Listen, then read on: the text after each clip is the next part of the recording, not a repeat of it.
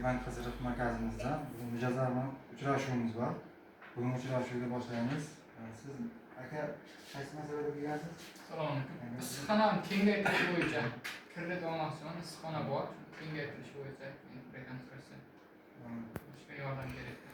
Tavsiyanoma hokimiyatdan oila taraflaridan tashlattingizmi? Ha, berilgan tavsiyalar.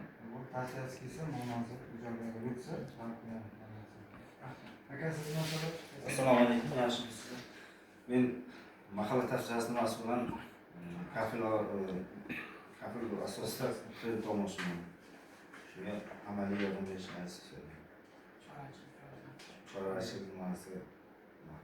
Bu aka kafilga asosida bo'lsa, kafillik bilan skor natijasiga bog'liq. Siz bilan kafilingiz agar ko'rsatsa, ijobiy baho bor bo'lsa, chiqarib ham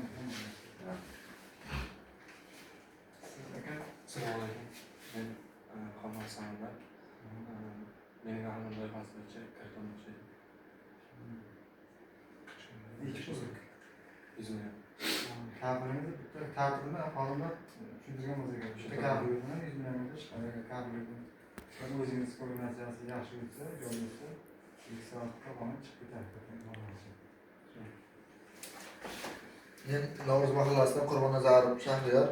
Men mahallamdan 100 million kredit olish bo'yicha ariza tashlaganman, kafillarni o'tgan. Shu kirib chiqarishdan yordam so'rab kelganman. Agar